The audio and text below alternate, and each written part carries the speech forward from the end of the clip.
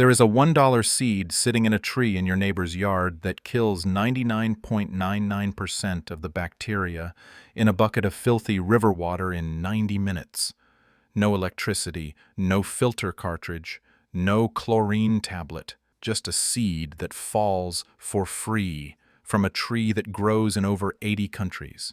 The Egyptians knew this 4,000 years ago.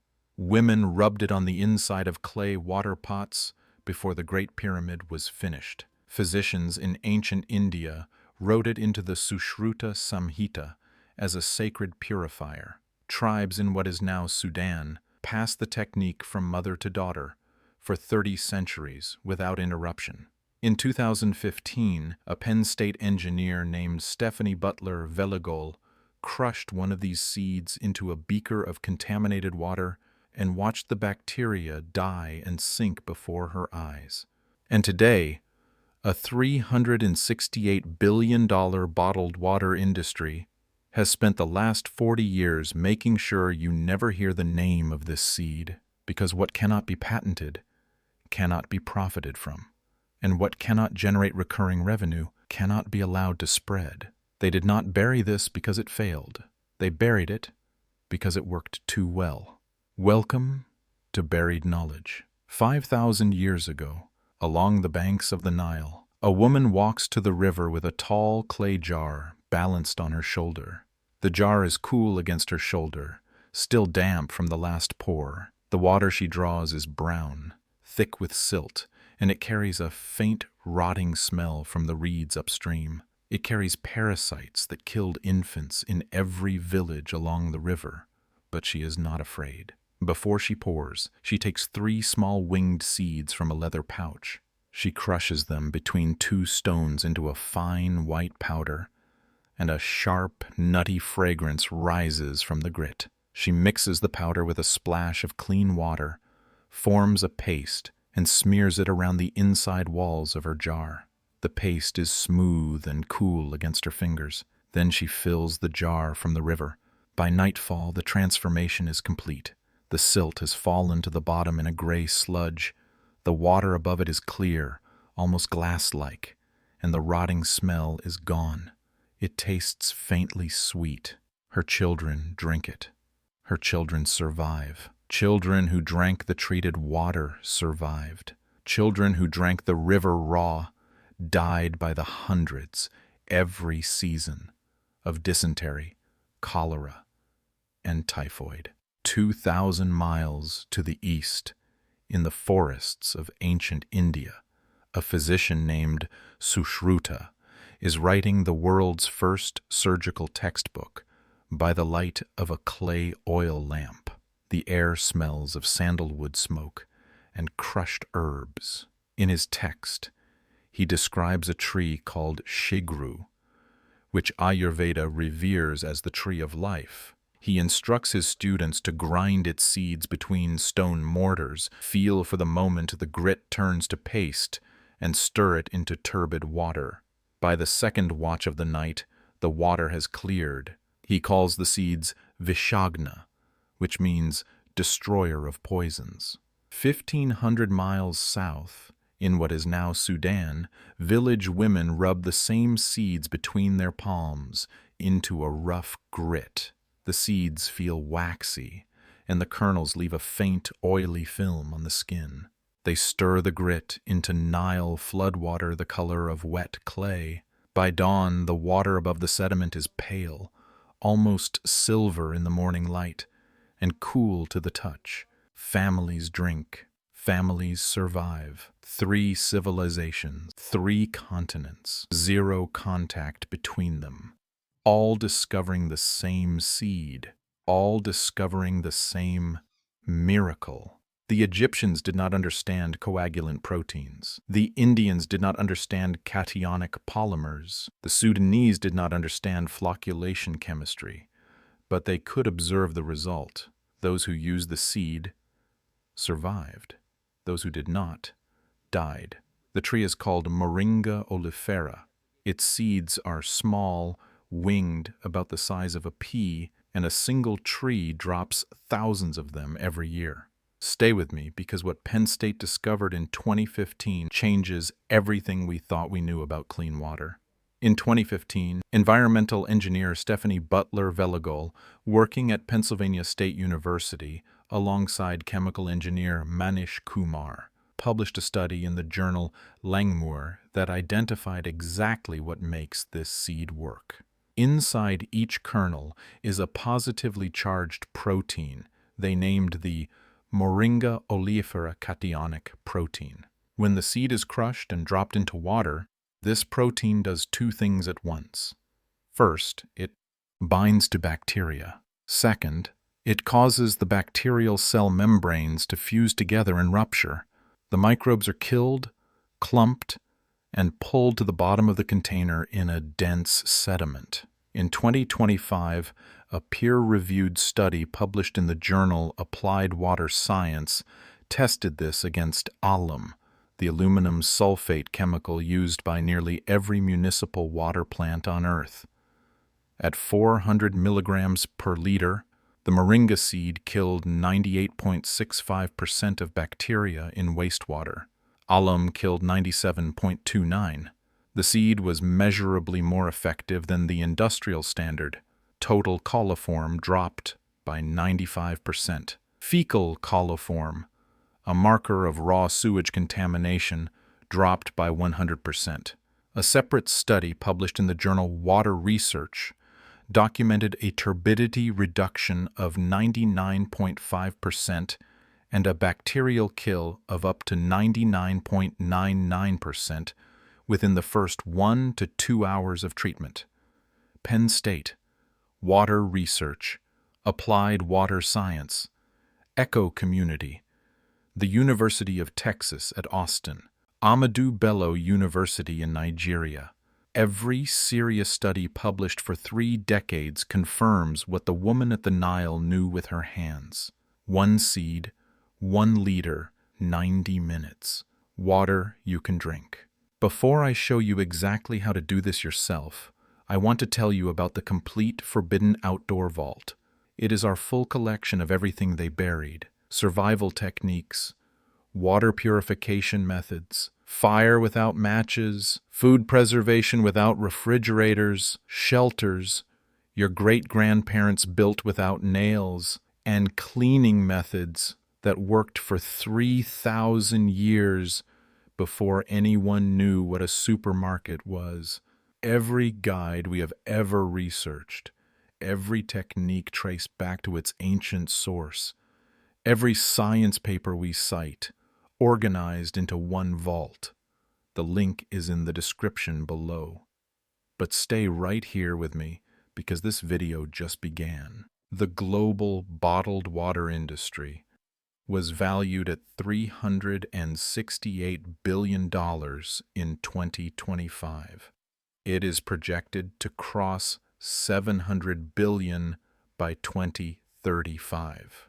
The global water purifier industry is another $38 billion on top of that. Together, nearly $500 billion every single year, all built on one simple assumption: that clean water must be bought. 4 corporations dominate this trade. Nestle, based in Switzerland, selling Pure Life, Perrier, and dozens of regional brands. The Coca-Cola Company, selling Dasani, Smart Water, and Topo Chico. PepsiCo, selling Aquafina and Life WTR. Danone, selling Evian, Volvic, and Bedoit. Together with Primo Water and Nongfu Spring, these companies control the majority of the global market.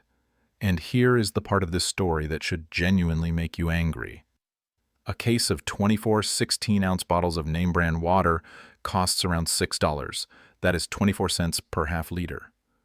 That same half liter, purified to drinking standard using a single crushed moringa seed, costs roughly 1 cent. A family of 4 drinking bottled water for a year spends between $600 and $1,200. A family of 4 using moringa seeds for the same amount of water spends under $8. Now imagine presenting to shareholders at a Nestle quarterly meeting. You stand in front of the board and announce that a seed from a tree that grows freely in 80 countries outperforms your industrial coagulant, costs 1 cent per liter, and has been public knowledge for 4,000 years. You would be escorted out of the building before lunch, because a tree that grows in your yard does not generate recurring revenue. A seed that falls for free does not have a shareholder meeting. You cannot patent Moringa oleifera. The plant has been in Ayurvedic texts for 2,000 years. It is prior art, so they do not ban it. Banning would draw attention. What they do is quieter. They fund studies that focus on moringa's limitations rather than its performance. They lobby regulators to classify unprocessed natural coagulants as non-compliant with municipal drinking water standards. They saturate your television, your grocery aisles, and your phone with the idea that clean water comes in a plastic bottle with a mountain on it. The seed kills bacteria more effectively than the chemical your city pays millions of dollars a year to use. But the seed is not compliant with the regulatory framework the chemical industry helped write. The water is too clean by the wrong method to be legal at the municipal scale. Read that again. If this video has reached you this far, hit subscribe. Every subscriber is one more person they cannot quietly silence. Now stay with me, because the next part is what they truly do not want you to hear. I owe you honesty. Moringa seeds are not perfect. They do not remove heavy metals like lead or arsenic on their own. They do not remove chemical pollutants like pesticides. They do not filter out viruses with the same reliability as they kill bacteria. And the treated water should be consumed within 24 hours, because the organic matter left behind can feed new bacteria if it sits too long. This is why the ancient technique was always paired with sand filtration or a layer of charcoal. And this is why a 2024 study published by the Journal of Emerging Investigators showed that combining a moringa seed first stage with a coconut shell activated carbon. Second stage removed 100% of bacteria and 100% of heavy metals from Trinity River water contaminated with E. coli. That Trinity River study was run in Texas. A small group of students in Fort Worth pulled brown, contaminated river water into a jar, treated it with crushed moringa seed followed by a charcoal column, and produced water that tested clean for bacteria and heavy metals on the first pass. 1 seed, 1 charcoal filter. Texas river water you could drink. Seed plus charcoal. That is the full system. Credibility matters more than hype. Here is exactly how to do it. You need mature Moringa oleifera seeds. You can buy 1 pound for about $10 to $15 online. That is roughly 2,000 seeds, enough to purify 2,000 liters of water. Less than 1 cent per liter. Take the seeds and remove the papery outer shell to expose the white kernel inside. For every 1 liter of water you want to clean, use 1 kernel. For murky water, use 2.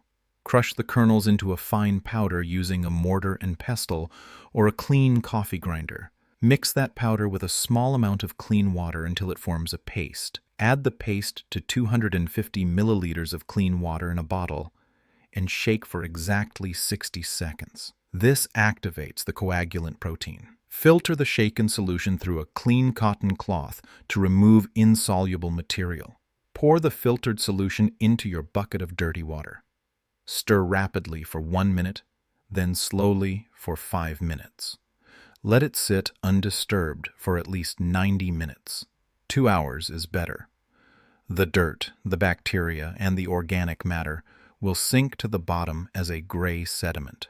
Carefully pour the clear water off the top through a second cotton cloth into a clean container. For maximum safety, pass it through a simple charcoal layer afterward. In a 2020 trial using river water from rural India, this exact method reduced turbidity from 337 NTU to 13 NTU, a cost of less than 1 cent per liter. A process the average Brita pitcher cannot match for heavy bacterial contamination. $10 of seeds versus $600 a year of bottled water for better bacterial kill than industrial alum. So let us recap what we have dug up. The woman at the Nile rubbed these seeds on her clay jar 5,000 years ago, and her children lived. Sushruta wrote them into Ayurveda by the light of an oil lamp 2,500 years ago. Sudanese mothers have passed the technique down for 30 centuries in an unbroken chain. Penn State confirmed the mechanism in peer-reviewed research. Applied water science confirmed 98.65% bacterial kill, outperforming the chemical your city currently uses. Trinity River water in Texas was made clean with a seed and a piece of charcoal. The science is settled. The history is undeniable. The evidence is overwhelming. 3 civilizations on 3 continents, with no contact between them, discovered the same truth. And a $500 billion industry has spent 4 decades making sure you never heard the name Moringa oleifera. This knowledge did not disappear. It was buried under hundreds of billions of dollars of marketing, under plastic bottles with pictures of glaciers on them, under the slow, quiet hand of regulation and lobbying. Your great-grandmother knew, and now so do you. If this video reached you, share it. Every share preserves what they tried to erase. We buried nothing. They did. And we are just getting started.